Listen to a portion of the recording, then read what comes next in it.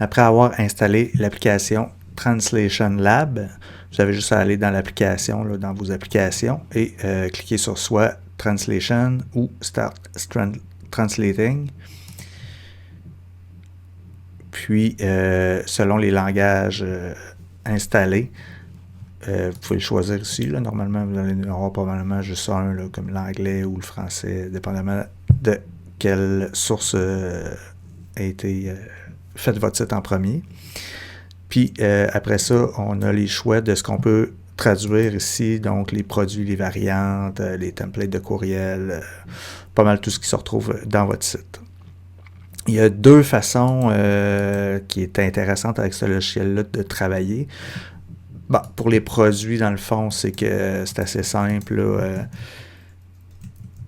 on vient écrire notre traduction et une fois qu'on a tout fait, par exemple, notre page, on peut venir cliquer sur le bouton enregistrer, save. C'est fait. Et notre produit va être traduit. Lorsque vous avez à traduire des descriptions de produits qui contiennent du texte riche, par exemple un titre ou une image, lorsque vous allez dans l'outil de traduction,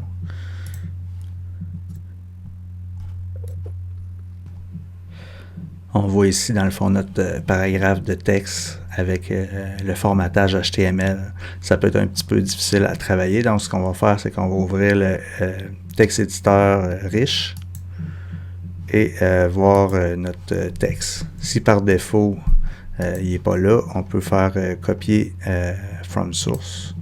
Puis là, il va reprendre notre texte qu'on avait d'origine et le transcrire ici. C'est que là, on peut venir faire nos correctifs. C'est que là, il va préserver toute notre mise en page.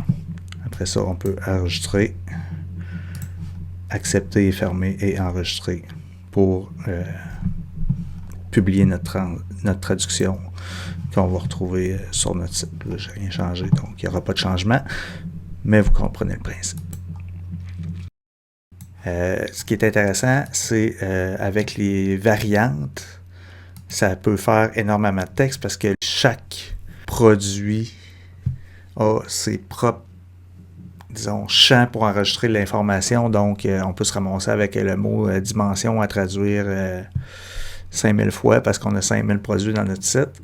À ce moment-là, ce qu'il faut faire, c'est en premier, c'est le synchroniser quand on est sur les produits, les variantes de produits. On fait une synchronisation. Lui, il va aller chercher toute l'information qui est dans notre site et la mettre dans sa base de données pour le traduire en masse.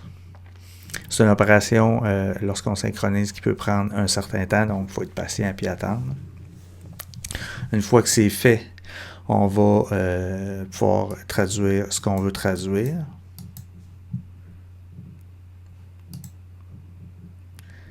Et ensuite, faire enregistrer.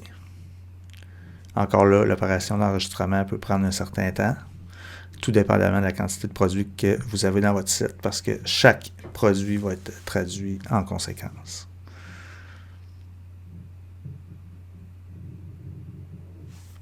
Une fois que c'est fait, on peut retourner et continuer à traduire d'autres choses.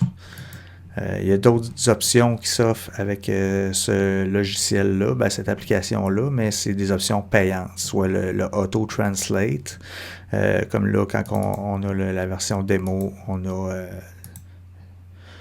10 000 lettres gratuites, 10 000 caractères gratuits, et on peut choisir l'option auto-translate, qu'on a un forfait, dans le fond, à 10$ par mois pour... je me souviens plus, je pense que c'est 200-300 000 mots, 200-300 000 lettres. Mais l'option qui peut devenir intéressante si on le paye, c'est le Import-Export, qui fait en sorte qu'on peut télécharger un fichier CSV ouvrable dans Excel ou dans LibreOffice pour pouvoir rapidement traduire et réimporter ensuite le fichier. Alors voilà, c'est tout pour cette micro-capsule sur l'outil de traduction Translation Lab.